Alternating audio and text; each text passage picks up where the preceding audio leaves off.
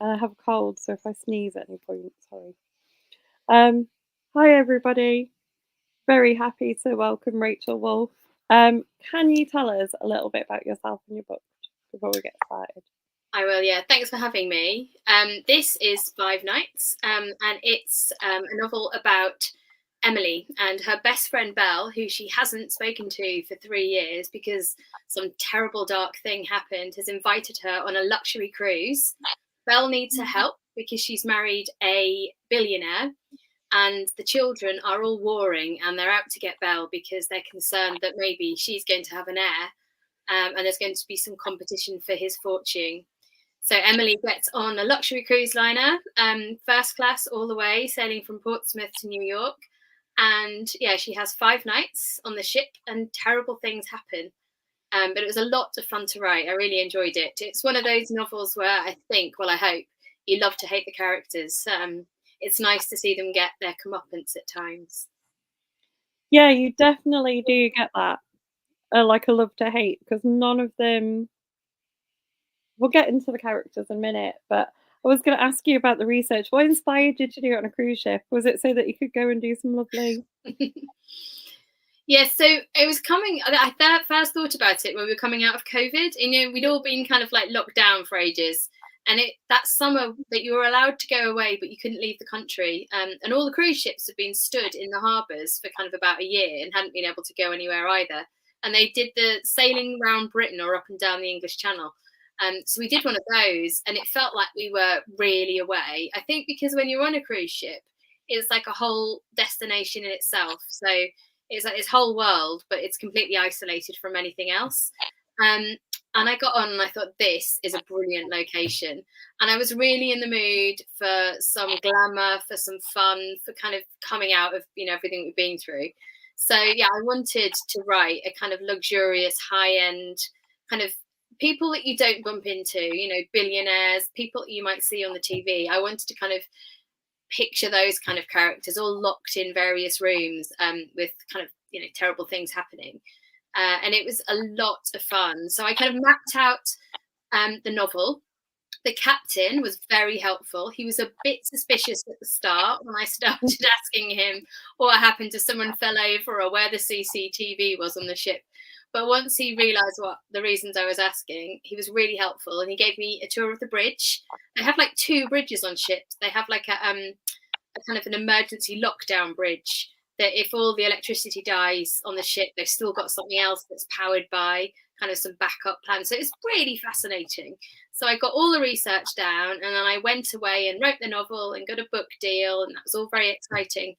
And then I went back on a really short 3-day cruise going from Portsmouth to Brussels with a couple of friends, and I caught COVID within 24 hours. And I ended up on the medical deck for the rest of the cruise, completely isolated, except for this kind of medical attendee in a hazmat suit who came 3 times a day to bring me food and take my temperature. And the care was really good, but I was completely on my own. And it went from being brilliant and amazing to being really claustrophobic. So I thought, yeah, I can totally see how this kind of cruise, this kind of location can get pretty dark pretty quickly. That's fascinating. I thought there'd be a good story behind it. And it sounded like you'd really authentically done the research because you put about the 2 bridges in the book, didn't you? And like the medical bit and like some of them having a morgue on board Yeah. and things. And I was like, that sounds like, Yeah, I had the captain. So he's a captain, of been a captain for years, and he was on this kind of ship that had over 3,000 people. And honestly, it was so fascinating. It was really, really interesting. It was such fun to write. they kind of are, aren't they? When you get to see the back, like the behind the scenes bit, or you hear people who do it all the time and know the know what they're talking about. It can be really interesting. Yeah, it is. It's really, really fascinating. Yeah. Unless you hear it all the time. My brother flies planes, and you like Really? after a while you get a bit like, yeah, you can stop talking now. Like it's not that interesting when you like, Does he fly commercial liners? yeah, Oh, that's amazing. Which airline does he fly for? Jet 2. Oh, amazing. I bet he's been to some brilliant places. He has. but you also can be very boring about it. It's probably really good if you wanted to do research, though. I'm going to kind of mentally note that one down for later. I used to work for a travel firm, and honestly, looking behind the scenes at some of the holiday stuff is always really interesting. But an airline pilot, that's amazing. Handy to know, isn't it? Yeah. Um, you've got a few hellos already from like Donna, Sarah, and Karen. Karen said she loved your book. It Oh, thank was you. She loved the glamour and suspense. Sarah saying she was booked on a Canarian cruise, but it was cancelled through COVID. Oh no. It's not. Well, it's good, I think, that it was cancelled before you got on it, and you didn't get on it and then have to be locked down in your cabin for a few days, because that would have been pretty rubbish. I always feel like, and I kind of felt vindicated during COVID that they're sort of like a little floating kind of plague thing. They were a cruise ship, like it's very. You could write like a dystopian kind of novel on there, couldn't you? And like a plague kind of rips through the ship. Wasn't it? Was it the Diamond Princess that was in the news? Because it kind of ripped through that cruise ship, didn't it? And everyone they made it they made it dock in the harbour, didn't they? It was at the time when we were all kind of scared and nobody knew what was going on. Yeah, I saw a film. There was some disaster film in the 80s I watched about a plague that on a cruise ship. I love kind of travel. I love train books and movies. I love them on planes. I love them on cruise ships. I read Death on the Nile when I was quite young, and I just loved that. That was brilliant. That whole kind of nowhere to go, but like lots and lots of stuff happening. It's lots of fun. Yeah. So you've written. I mean, obviously, you're quite an experienced novelist with a different name. What made you choose to bring this one out as a under a pen name?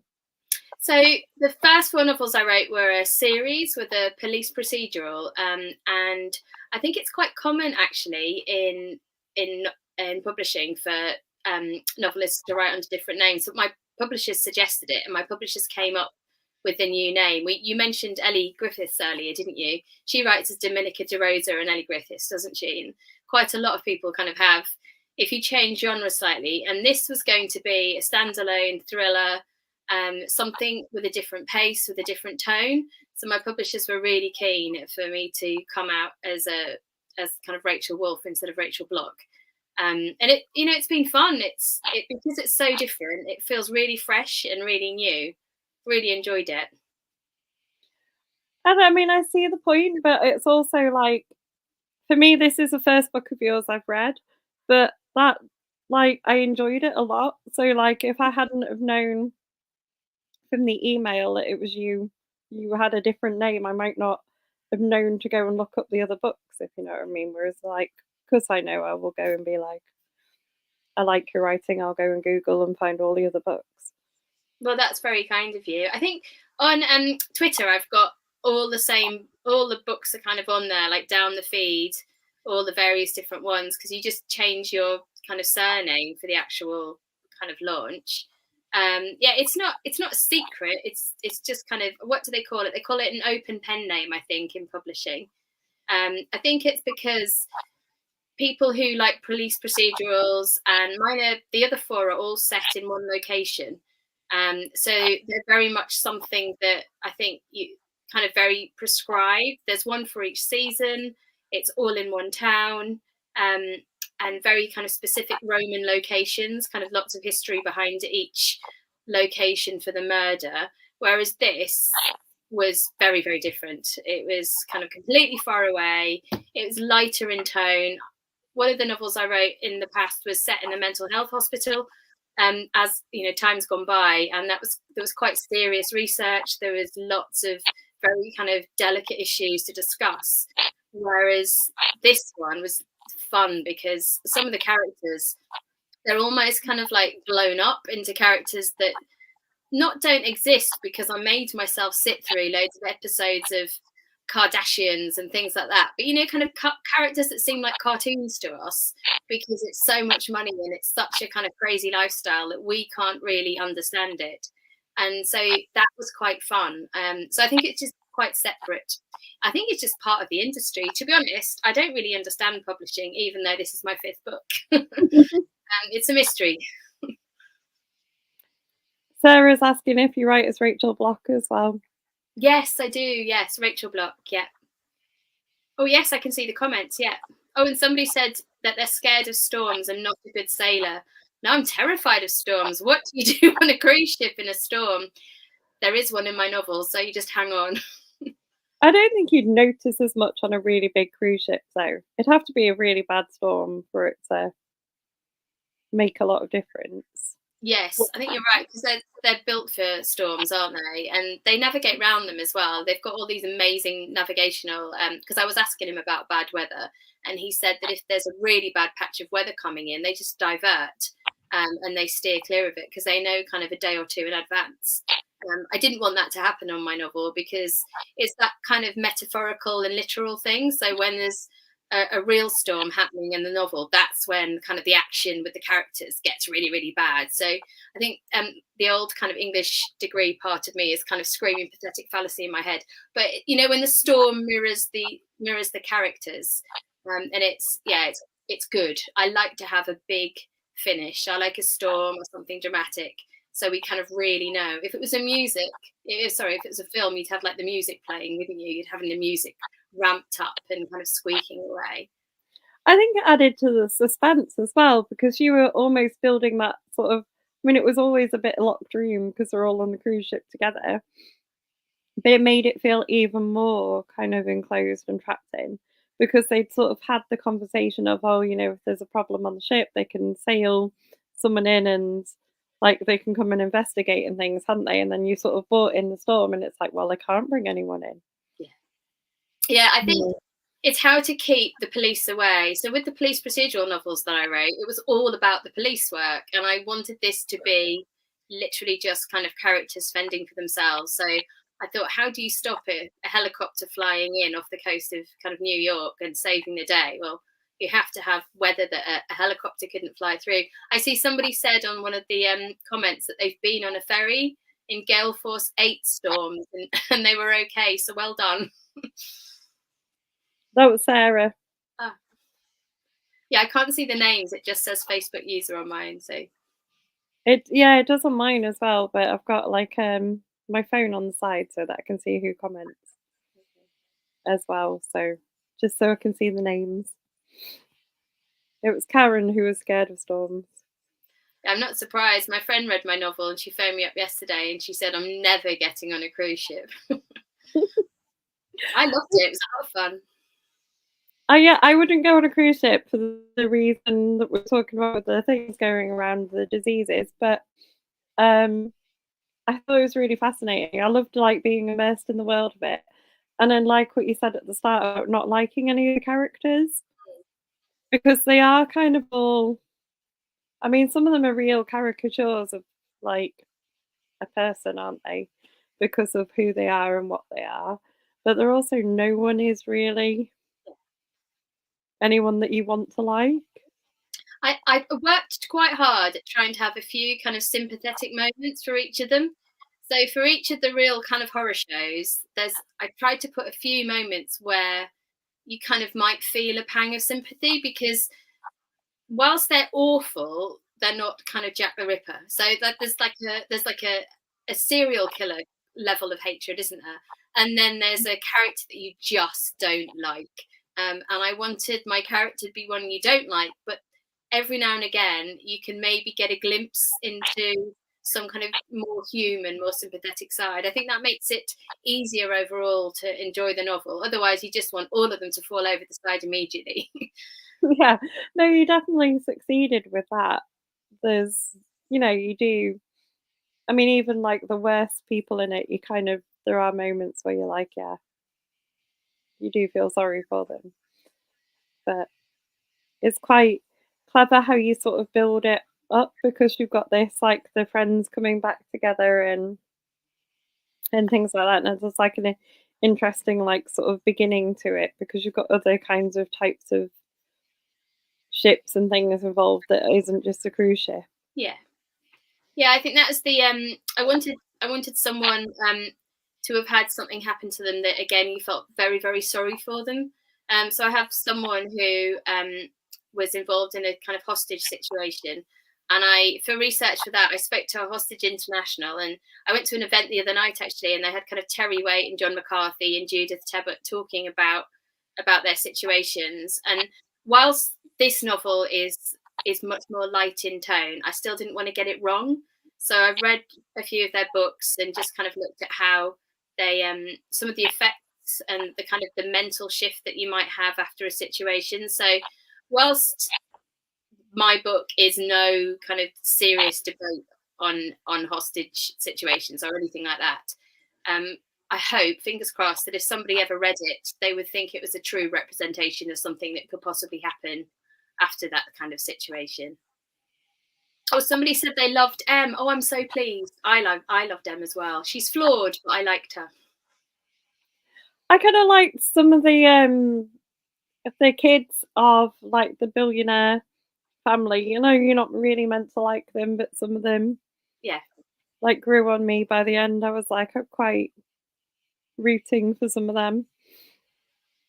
Yeah, I was watching Succession. I loved Succession. I don't know if you've seen it. Did you watch it? Well, the characters in there, again, I started watching it and I hated them all. And then by the end of it, I kind of understood some of them a bit more. And that if you feel that you understand why somebody's doing something, it kind of gets you on their side a bit more. So yeah, I tried really hard to make sure that they weren't completely awful. But yeah, sometimes it's really hard to do. I don't know, you speak to lots of authors, but writing characters is quite tricky. I start off with like a visual board. So I kind of looked at what they might be wearing, I looked at all the kind of high-end couture stuff that people like that might wear. And then I thought about kind of the bars that they went to, and I kind of ran through kind of some, like I say, I watched a bit of Kardashians and a few of the other kind of that kind of high end. I watched that Fire Island? Oh, I cannot remember the name of it. The fake festival, Fire Festival, that was almost set up. And again, that was fascinating, looking at what people want out of holidays and stuff. So that was it's really helpful to do. But I mean, I do not go to 5-star restaurants and go to 5-star holidays and drop sunglasses and not care at all and knock laptops over and don't notice. So yeah, it's a very different world.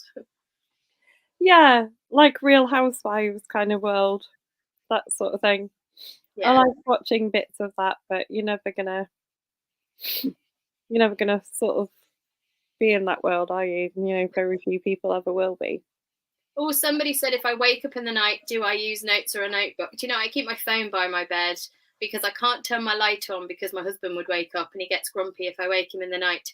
But I do have my phone because every now and again, if I can't sleep, I work a plot problem through in my head because I think it's wasted time if I'm not going to kind of do something. So I do often think, okay, I could do that. And then I have to write it down because sometimes I think, no, I just remember it. I wake up in the morning, I'm like, God, I had this really good idea and I don't know what it is. So yeah, I'm quite careful with making notes. I have random conversations with my husband in the night. Do you when you're both awake or? No, I'll wake him up in the morning before I go to work and ask him questions and things. He seems to not mind. I think he's just like resigned himself to the level of craziness in the house. You know, it's been a while. He's kind of got used to it. What else did you do? You talked about the couture and things because there is moments, isn't there, where Belle is like sort of helping with that. She's like, you got to fit in with everyone. I'm going to give you the right outfits and the right look. And Yeah, so I googled like last season's Prada dresses. I did the same. I had a Hollywood actor in one of the novels I wrote as Rachel Block. It's called Into the Fire, and she's kind of a huge actress. And when she came in, I wanted her entrance to be real, basically. So I googled and looked at all the dresses, and I picked a dress that would have walked down the, what do they call them, walking the catwalk. And I described her in the dress to make sure that it was right, like the cutouts in the right places and stuff. So I did the same. Yeah, I did the same for the rich children. I like the kind of level of research that you go to for all of the things. There's like all these little bits of like I googled the dresses and Yeah, I think I like to have a really clear vision of what I'm writing. It's quite visual for me. So, and I'm not a dress designer. If I had to come up with a designer dress, it would just be a black one. So yeah, when it comes to interesting outfits, it is really helpful. What did people do without Google? I know. It's wild, isn't it? I was having this discussion in my day job the other day. I was like, because the internet wasn't working, I was like, you can look things up in a book. It's magical. There's an index and everything. Yeah, it is. It's brilliant. One of my friends, Erin Kelly, she wrote a novel about ballet, and she spent loads of time kind of with ballet dancers. I mean, that would have been fascinating. Wildly intimidating, I think, but very fascinating. Do you find that people are quite helpful? So, like you were talking about talking to the captain on the cruise ship and things, do you go up and sort of introduce yourself as an author and people are always like very willing to help or Generally, I think if people are really busy, you know not to speak to them. And so with the captain, we'd asked if we could have a tour of the bridge, and that's something that the captain does do sometimes. So we put a kind of an advance request in. So he knew, he agreed in advance. I didn't kind of go up to him while he was trying to steer the ship. But he was really, really helpful. And also, they gave me a few names of people who work for the cruise company so that they could read sections of the novel just to make sure that the technical aspects were correct. Things like the lifeboats. In my head, lifeboats were like they are on the Titanic films, just literally like a wooden boat. But actually, they're not at all. They're these kind of closed arc type boats where that if you're in a really bad storm, people can't fall overboard. You can't get water inside them. They can hold up to like 130 people, 150 people. So yeah, I really needed the help, and everyone was very, very friendly. we think about how many people are on a cruise ship now, they would have to hold quite a lot of people, wouldn't they? Yeah, and it's not like obviously in the Titanic they didn't have enough. So since then everything's changed. Oh, somebody's just said they loved Into the Fire. Thank you. And somebody else said what would be said about my internet searches. Honestly, I dread to think sometimes. Can you imagine how to bury a body? What's the best way to kill somebody? What's the most effective poison to use? I really would have to like rely on my publishers to to post a Oh, really good defense. come and help you out. Exactly, yeah. Did you so are some of these features of a cruise ship that you mentioned genuine things? Because I really like the bit where there's like a swing that goes out over the sea. Yeah, so there's swings. There was one I didn't put in, but there was a trampoline. And when you went out, it was like a net rope trampoline. And when you looked down, you could see the sea underneath it. So there were loads of features that I didn't put in. But yeah, I picked kind of one or two things that I really wanted to do something with. I thought about having the trampoline kind of breaking apart and, someone plunging through. But it's wire rope, and also I didn't want to like scare anyone too much because imagine if they went on the on the cruise ship on a trampoline, they would never go on if you thought it was actually going to split in half. Well, after some of the things I've read in your book, there are certain things I went on a cruise ship I wouldn't do. Fair enough. I think for sure. Well, The somebody swing, said the swing worked for them, so that's good. yeah, that was Sarah again. Got some real fans of the book in here. Oh, good. That's really nice. It's nice to know. It's like I was saying at the start, it's been out nearly 2 weeks now, so it's very early. It's kind of very early in its lifespan. So it's really lovely reading reviews on Amazon and seeing if people are enjoying it. Has the reception to it been quite good? I mean, fingers crossed. Yes, it's doing quite well. Kind of, it's got quite a few kind of nice 5-star enthusiastic reviews. People are very nice. I think yeah, nobody's kind of come up to me and told me that they hate it or anything like that. So yeah, people have seemed to be really friendly, really appreciative. It's such a nice reaction to have. But then at the same time, I can't imagine anyone being really horrible to my face. Anyway, I know sometimes if people they don't enjoy a book and they sometimes tag the author in a negative review. I know a few authors kind of have had that happen to them and they get a bit sad because obviously they've worked so hard. That hasn't happened to me at all, so that's been really nice. Everyone so far seems to be enjoying it. Good. Is there any interest in adapting it? Can you Well, talk about that? Or I can. There's about 30 steps, I always say, between. Do you know what an option is? Shall I just say in case nobody knows what an option is? So an option is when a production company pay you some money to take your novel for a while and try and turn it into a TV program. So that's kind of the first stage. The first stage is an option, and you can have various levels of options. So you can have an option that would last 6 months, or maybe last 5 or 6 years. And then they have to get somebody to write it, to turn the book into a screenplay or a TV script. And then they have to get a channel to agree that they want to put it on. And even like when you've gone all the way up through these meetings, it can still fall apart at the very last stage. So I never ever say that that anything's definitely going to happen, because I've got no idea if it actually will. But it's been really nice to have had some interest. But if you think about there being about 30 steps between like the start and the finish, yeah, we're way away. Fair enough. Is someone further up asked about like another book? Is would you write more as Rachel Wolfe? Is there more with this family? I feel like I'd go back and read more about the family from this book. Oh, you would? Oh, that's interesting. Yeah.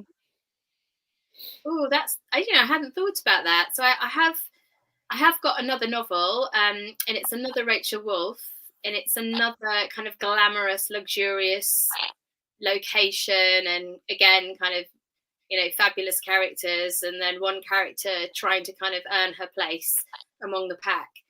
But it's standalone. It's nothing to do with the Scarmados. But I hadn't really thought about taking them any further, actually. That's really interesting. I might think about that. Come back to you for some ideas. Yeah, there's definitely like, it's tied up, isn't it? At the end, like there's a definite like solution to what happens.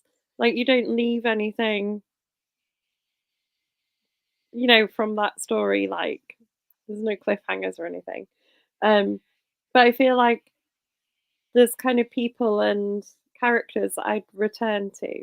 I'd like be interested to see what happened next to them. Oh, that's very interesting. You've given me lots of things to think about. Yeah.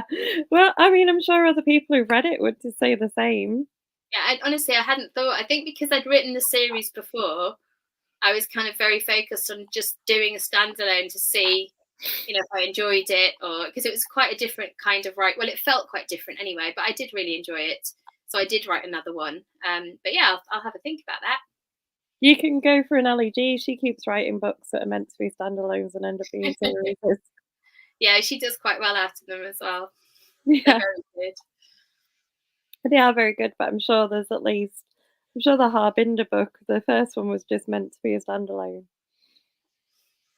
And very isn't. No. Yeah. No, I think I've got a list of ideas. I keep various documents where I start various things, and then I kind of jot them down, and I have lots of different ideas, and some of them I'll never turn into anything, because I write one book a year at the moment, so you can't do everything, but it is really nice to have lots of different ideas, and that's definitely going on my list. So your Rachel Block series is 4. Yeah. Is that finished now, or is there more to come with those as well? So it's not that I'll never write another one, but I did one for each season. So the first one I set in like a snowstorm in a cathedral city, set in like the 12 days leading up to Christmas. So it finishes kind of on Christmas Day, and there's a body found in a frozen lake, and I have a young mother who kind of wakes in the night sleepwalking. She doesn't know why she keeps being drawn to the lake at night. And then I wrote one in the heat wave in the summer, because I didn't want to rewrite the Christmas one. I was nervous if I did too many winter ones, they might feel the same. And then I wrote one at Halloween, at autumn, Into the Fire, and then I finished with the fall at Easter, which is about kind of new chances and rebirth. That was the one with the mental health hospital, had 2 timelines in it. So I felt like I'd done one for each season, and I felt like I'd kind of done enough with the characters, so it felt like a time for change. It's like food, isn't it? If you always ate the same dinner every day, it would be really boring. So it's nice to change things up, and I've really enjoyed getting to know a new family and doing something very different. But that doesn't mean to say I'll never write another Rachel Block part of that series. I'll just see how we go. I'm enjoying this one at the moment, so that's fun. Would you write outside of like the crime genre at all? You ever tempted to? So I wrote half a novel, and I keep meaning to finish it, and I've really enjoyed it. Yeah, it was very different. It's about kind of two sisters and their relationship, and I really enjoyed it, and I will finish it. But I think when you're writing in contract and out of contract, it's quite different. When you're in contract, you have a deadline and you don't want to let anybody down. So you're always focused on delivering and then editing and then delivering again. And then there's kind of publicizing. So writing around the edges of that seems to take me a bit longer. And my son wanted me to write a children's novel. So we plotted one afternoon, and I wrote the first 4 chapters of that. And then he lost interest. So I was busy with work. But again, I keep promising myself I will definitely finish that. So when I've got a chunk of time, I think I'm going to sit down and really, really focus on it. That's nice. And it'd be nice if you finished it and he like knew it was something you'd done together. Yeah, I'd have to put him on the cover, I think, because he helped me come up with the plot, and he's got such a good imagination. Kids are brilliant, aren't they? They're not they don't think about. When I think about novels, I think, okay, what would the beats of the novel be? What's the story arc? He just thinks, what if this thing happened? And then you're kind of filling in the gaps about how to get there, and then once you get there, what happens afterwards? But he's kind of he was focused on like the big scenes. And do you know what? The big scenes are what you're writing to, aren't they? So it is fun. It's fun to do it that way. I guess like some authors probably write that way as well, don't they? Start with the big kind of event and then work back. Yeah, some people plot really carefully and some people kind of just dive in. I know Ellie, she doesn't really plot too carefully, does she? She talks about kind of setting off on a boat across a journey and just encountering things on the way. And then I've got other friends who will plot with post-it notes and everything, and they know exactly what's happening in every chapter before they set off. So yeah, people do it in such different ways, don't they? Yeah, Marion Todd I'm interviewing on Wednesday, she has spreadsheets. Oh, right. That are very complicated, apparently. She's like very legendarily known for the extent of the plot beforehand. I tried that, but once I get to know my characters, they just go off on their own direction, and yeah, I can't make them behave. They've got a life of their own. I think the thing that matters to me most though when I read a book is the characters. I think if they don't work, if they don't feel real, even if they're, sort of an extreme end of real like they are in your book, where, they're sort of rich and wealthy and live in this like crazy world, you still have to feel like you've got, that they feel real to you. And if that's not achieved, then that's where I would sort of get turned off a book. Yeah, I agree. I'm very character driven. I think kind of the characters' actions have to become part of who they are, and then that makes the plot. And you can't force a plot on a group of characters that wouldn't behave in that way, or it just doesn't work. It doesn't work for me anyway. I can't write like that. So no, I completely agree. And then obviously as the plot happens, it makes sense because you think, well, yeah, that character would do that, or you're kind of excited to see what's going to happen. Yeah. With them. Yeah, I love a good character arc. There's one that you don't like, and then you start to warm to them, and by the end of it, you kind of like, sometimes you fancy them. Like Mr. Darcy, you hate him, and by the end of it, you're in love with him. So it's nice to have a real character arc, isn't it? Yeah. By the time he comes out of his little pool in Pemberley, you're all over Mr. Darcy, aren't you? You're like, yeah, that works for me. Would you, because we talked about you doing your author chats and things. I'm just interested because it said in your things when I was reading up about you that you used to be a teacher as well. Do you Yes. ever go in and do like school talks about writing and things? I do loads actually. So I worked in the travel industry, and then I kind of felt like I needed to do something else. So I became an English teacher, and I worked in a boys' school in London in a comprehensive. And that was full on. I loved it, but it was very, very busy. So now I do local area schools. So I never charge for schools because schools have never got any money. So I kind of go in and I'll do like a talk with like either a writing group or with a big like assembly with a GCSE lot or an A level creative writing lot.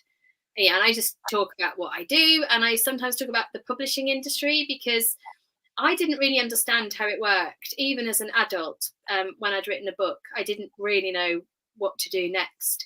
And I think if you want to work in the publishing industry and you love novels and you're an A level student, it's really tricky to kind of understand the next steps. I think publishing can be quite a tricky industry to understand. So yeah, I kind of try and talk to them about what an agent is or what an editor is or how you could do like cover design. And it's not just about writing novels or it's not just about reading them. There's lots of different ways that you can work in the book industry if you really enjoy books and do lots of different things. So yeah, I talk about the publishing industry and creative writing as well. I enjoy it. And kids are brilliant, and I think because I'm a teacher as well, I don't mind standing up in front of 200 or 300 kind of kids and talking to them. And if they fall asleep, I don't care because that's happened to me before. Fair enough. I did wonder if you taught English. I did, yeah. I did English at university. I started doing law because I wanted to be a barrister and save every woman who'd ever been raped. And I did 3 days of law, and honestly, it's really hard. And there was lots of stuff to memorize. So I thought, no, I'll do an English degree because I love reading. And I did part Italian as well. So I did Italian literature. And in 5 nights, I've got a character who's from Bologna. And I lived in Bologna for a while. So it was really nice to kind of bring that in. But yeah, when I kind of left university and had no idea what I wanted to do, I wanted to travel, so that's why I ended up working for a holiday company for a while, and it was brilliant. It was loads of fun, but I was drawn back to books in the end as an English teacher because when you love books, you love books. True. I love books. That's why I do this. I was gonna come back to the Italian bit in there because there's a real like it's very strong through it, isn't there? And they sort of initially get their jobs on the first one where they're taken hostage because of their language ability. Yeah, they speak languages a lot better than I do. But yeah, I did a part of Italian and studied Italian in Bologna, and I really wanted it to feel like it wasn't just on the cruise ship. So you've got some characters from kind of New York or who've been living in New York, some from London, and then Viola is from Bologna, and she lives in Sicily. She ends up living in Sicily, which we love Sicily. And since I wrote the book, actually, White Lotus had their second series set in Sicily, so that was really fun to watch because I already knew I'd kind of had a character based there. I've also got a character from the northeast of England because I'm from Durham, so I had to have a character who was from up in Newcastle as well, just to kind of tick that box. Nice blend of the things. Yeah. So do you speak Italian quite well then? So I used to speak. I think honestly, like if you don't carry on with it, it just withers away. I used to speak Spanish quite well because I spent quite a lot of time in South America, and my son's doing his GCSE Spanish at the moment. Oh my God, honestly, I don't know what he's saying half the time. But I like to think that if I went back to Italy for any length of time, it would kind of come back to me. But now I honestly wouldn't dare tell you I spoke Italian right now. I can remember phrases, and I've gotten a friend who's Italian. So whenever I had Viola kind of speaking or Matea was getting very kind of feisty, I would double check what I'd written with her to make sure that it was correct. But I love the Italian. The Italian have got something called machismo, which is kind of their manly pride, and it features a lot in Italian literature, and we all know about it because we know we've got that image in our head of like the Italian male. And I really wanted to bring that into the novel. I wanted like a man who kind of really believed that he was, that his word was law and his family should do what he said. And it was great to kind of play on that. Yeah, and then because he's like the father figure of the group, isn't he? But Yeah, then he's kind of not as in charge as he thinks. yeah, yeah. They never are. Men who firmly believe that they're always in charge of everything never are in charge of everything. But it's interesting how everyone behaves around him in order to kind of get what they want, and how they have to manipulate or hide or use other methods. It really lends itself to crime. It kind of really lends itself to that family as well, isn't it? Because nobody is what they seem on the first surface, which is quite interesting. Yeah, I think there was lots of like you started off reading it, you're like, yeah, I know where this is going. I know who these people are, and then like as you got further through, you're like, no, I don't. I don't know hopefully. what. Yeah, these people aren't who I thought they are, and Yeah, it was fun. It was fun to try and sneak all the secrets in and give everyone something that they regret doing or something terrible that they've done. None of them get away scot free. it's how they behave as well because it's like they kind of know they're so used to like the publicity because of who they are that like there's a moment I think where there's like two of them having a bit of a scuffle and then there's like oh no there's people there and they all instantly fall into line and behave a different way. It's quite Yeah, you've got like the public and the private, haven't you? You've got the way you have to appear in. I mean, look at today. We've got that weird thing, and I haven't really followed it very much, but I have seen the odd news headline that the royal family released that photo. They obviously did it for publicity reasons to try and like calm the public down, but then you get a peek behind the scenes because they've edited the photo and now we've got no idea kind of why they did that. So it makes you question them even more.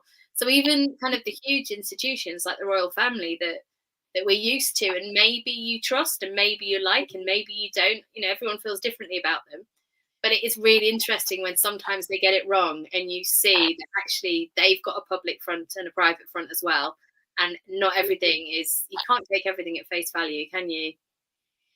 no, I really liked in there how instantaneous it was. It was like, 1 minute they're like almost at each other's throats, and then the next minute, because there might be the press or there might be this, it's like a completely different person, and it's like, wow. I don't know how you could change that fast, but I'm sure people do. They Oh, I just think they really do. I really honestly think they do. That kind of, yeah, like knowing how to behave because you're brought up with the camera aimed at you the whole time. The one thing you don't do is behave badly in public. And obviously, one of them doesn't always behave well. He's been photographed kind of drunk and falling out of clubs and doing all sorts of. He's like the black sheep of the family. Um, but even he's been told he has to behave on this cruise ship. He's been told he has to. So yeah, they're all on best behaviour on the command of their dad. he was one of my favourites, to be fair.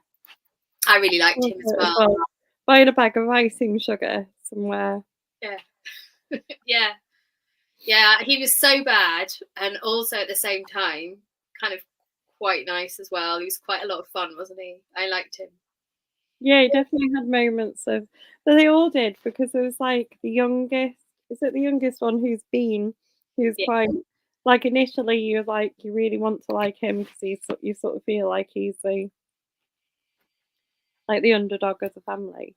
yeah. He's the youngest male, isn't he? And yeah, he's not as handsome or kind of. He does get your sympathy vote, doesn't he? To start off with, he never quite pulls off what his brothers can pull off, but yeah. But then you kind of change even with him. You sort of change some of your feelings as you go. Yeah, he gets his moment to behave badly, doesn't he? Yeah, I think they all get the moment to behave badly, don't they? They do. It's that kind of book. And that kind of thing, like I like I mean, there's also just like you said, that like opulent world. I think everybody, and I wonder if after COVID, there's kind of more of an appeal for sort of books like this, of like going back into that world of Yeah, I know. I felt that that I think so. The novels that I'd written before, like I said, I dealt with some serious issues. And after COVID, and after I finished the fall, while I was homeschooling, I had kind of two kids. One was much younger. It was years ago now, wasn't it? Um, and he was I was homeschooling him. I was homeschooling my daughter. I was trying to finish a novel, and it was all very hard, and it was tricky, and everyone was stressed. And so coming out of that, I was like, no, this is going to be glamour and fun and amazing destinations. And because there's a section where they're in Sri Lanka as well. And I did some holiday work for the holiday company in Sri Lanka. So I kind of brought in a bit of that. And I thought, yeah, let's just go crazy. Let's go around the world. Let's have loads of money and let's just really kind of enjoy it. And I think coming out of COVID, lots of people, they wanted upbeat novels, didn't they, for a while? And they wanted lots more cozy crime. People wanted good news, really, didn't they? Good news or things that are kind of glamorous, and I'm thinking like William Shaw's, the ones where he writes as G.W. Shaw, where they're kind of set kind of globe-trottingly, aren't they? And Yeah, and Catherine Cooper wrote her. She had kind of the cruise, the chalet, the chateau, didn't she? And they're very similar. I actually emailed her because I got her proof through, and I'd already sent my novel. I'd sent 5 nights to my editor, so it was finished. But I emailed her and I was like, just so you know, I've also written a book set on a cruise ship because I didn't want her to think that I'd read hers and then gone off and written my own. But yeah, she was like, don't worry, because when she wrote the chalet, I think Ruth Ware had brought One by One out as well. There seems to be like a kind of a something in the water, isn't there? That you always, if you get one cruise ship novel, you'll get kind of 2 or 3 maybe. The same with like the Snowy Chalet novels, and I suppose everyone kind of needs a similar thing maybe at certain times. or maybe there's like, they're just such an appealing kind of thing to set something on. Yeah. That, they're like the perfect location. You Yeah. think like the Snowy Chalet is like a really good location a cruise ship is. There's a really good Norwegian book by Anne Holt where it's like they're snowed in and there's like a murder on the train. Brilliant. I haven't read that, but I'm going to. It's called 1222 because it's set on the Finns railway station on the Oslo to Bergen line. Oh, I've been on that. It's beautiful. Yeah. It is really beautiful, but it's like set there and then it's snowed in, and they're all like stuck in like Finns, and they've got to work out who's done it, and it's got to be someone on the train. Wow, do you know, I can really see that. I thought actually after I went on that train, I thought about setting a book on a train where you got trapped in a tunnel at the edge of, because they on that train route you go past some of the fjords when you're a bit lower down. So there's lots of water, lots of ice, lots of kind of snowy forests, and these really long tunnels. And my husband, my husband was like, he said he was a bit like, you can't do one on a train because of the Orient Express. So I didn't do it, but I really thought about it. But I must read that one. That sounds brilliant. I'm sure you could. There's definitely scope for it, even with the Ironix. There's a brilliant kids series called Adventures on Trains. Oh, really? I haven't heard of that one either. I love it. I keep recommending it to the kids at school. And they go on lots of different like famous railways, like around the world, and there's always some kind of shenanigans happen. That sounds amazing. Like I think there's a heist, like a robbery and stuff like that. Like the kiddie, but they're good. Yeah. Well, Bullet Train was really good. I really enjoyed Bullet Train. Yeah, I love Bullet Train. And Mason Cross did one, didn't he? What about the Scottish? Was it Can't remember the name of the line. It's one of the really old Scottish train routes, the overnight ones. Transpennine Express, I think maybe. That was really good. I really enjoyed that one as well. Yeah, Bullet Train's great.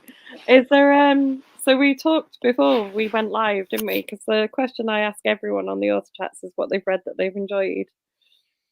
So remind us what you've read and enjoyed recently. So I've literally just finished The Kill List by Nadine Matheson. I don't know if you've read The Jigsaw Man. Well, she's very good. It's a serial killer novel, and it's brilliant. it's one of those ones where you kind of, there's a case, and the detective has to rethink the whole case and go back into the history and look at kind of what's happened. So I really enjoyed it. That was very, very good. But it's not out for a couple of months, I think. I read it as a proof. And I also just read The Puppet Master by Sam Holland. That was very good. That's out in a couple of months as well.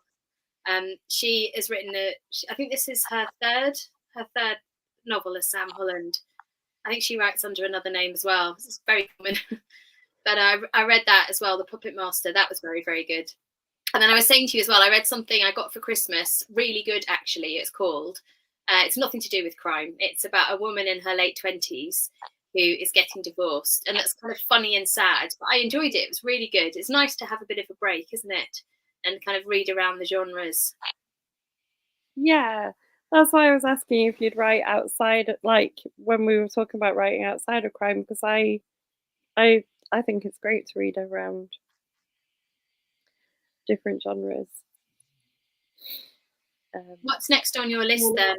Once you finish Marion Todd's? Oh, well, I'm reading.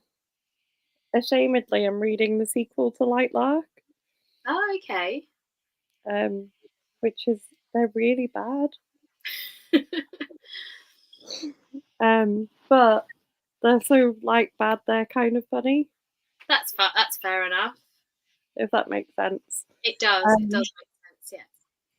And then I don't know what I'm going to read next. Just whatever I pick up off the list or whatever's next on the author chat.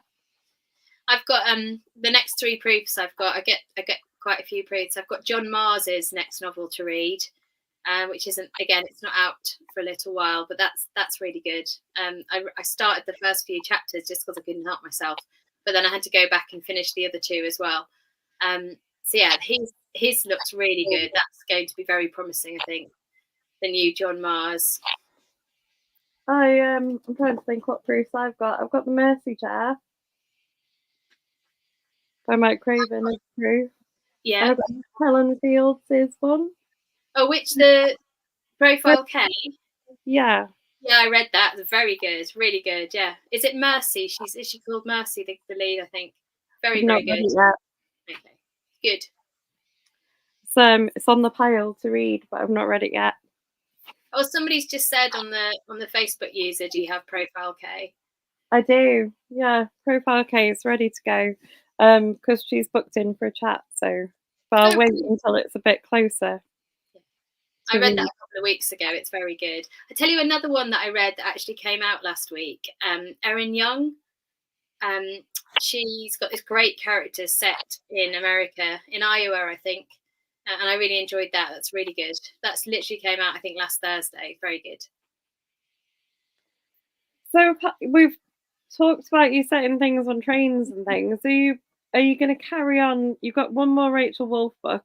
Are they going to keep with the travel theme?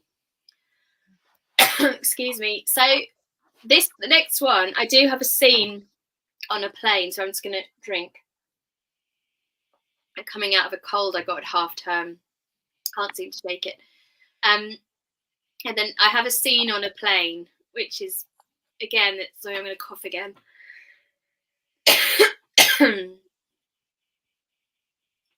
Which is a plane in a storm, which was a lot of fun to write, but I hate flying. I hate it.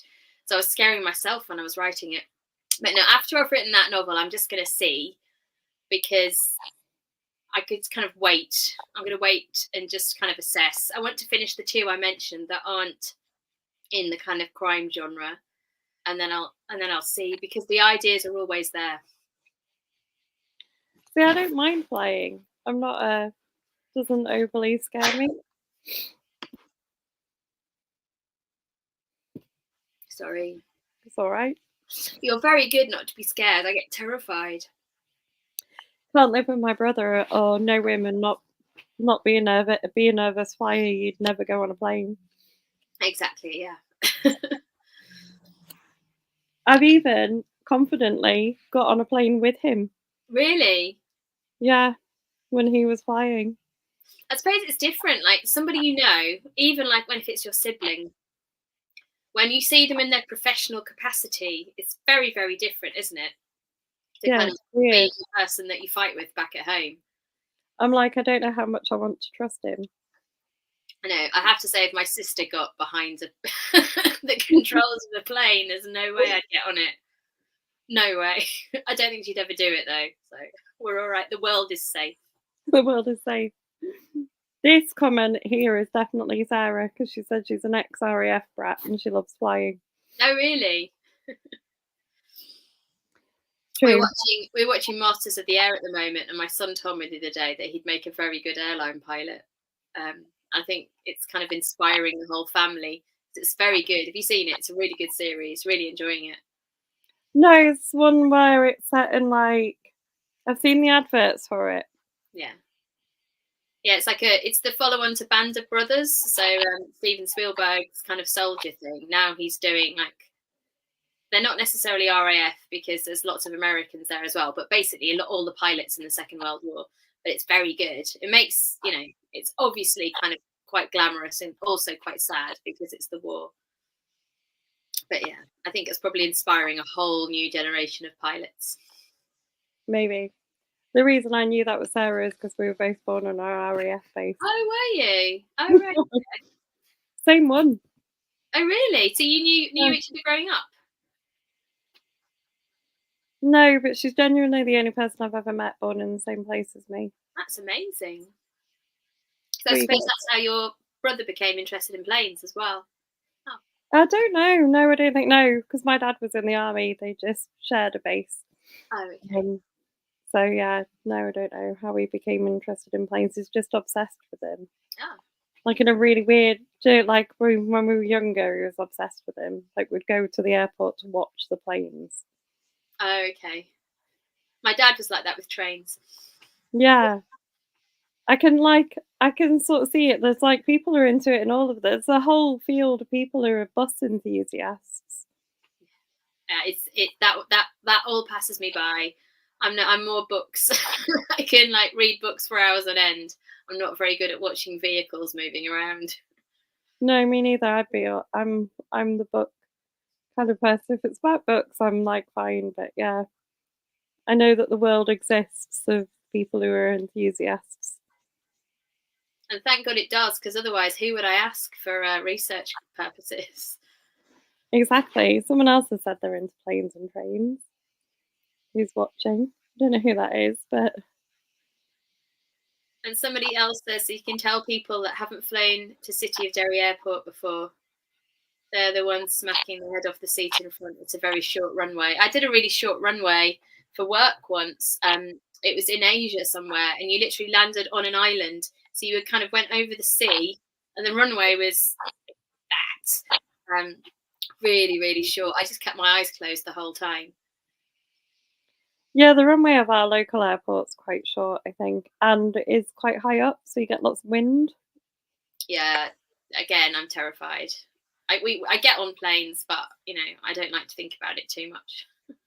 That's fair enough. We have about 2 minutes left. We got distracted. Remind us what people are going to go away and buy if they haven't already read it, because I think there's a lot of people watching who've already read it.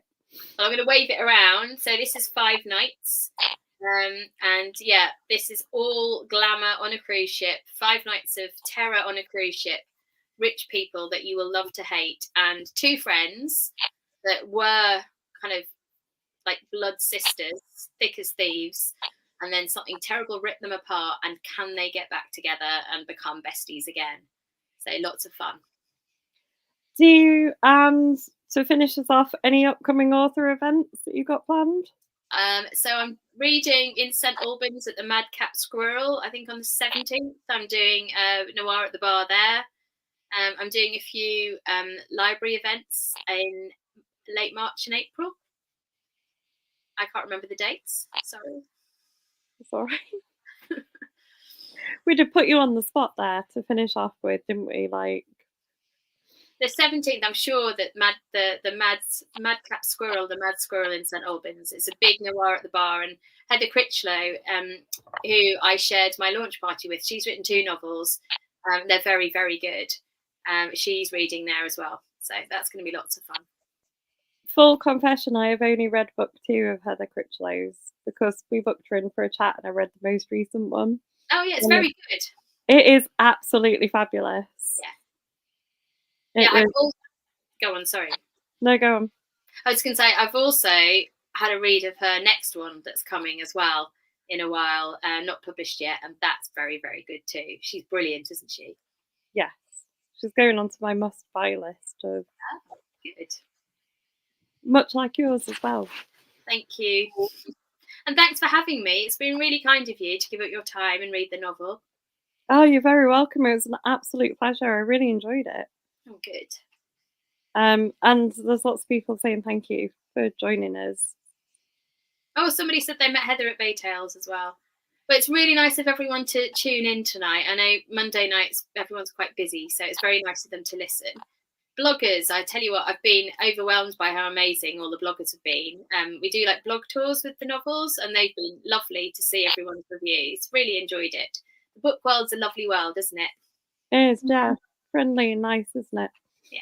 But thanks so much for joining us. Thank you.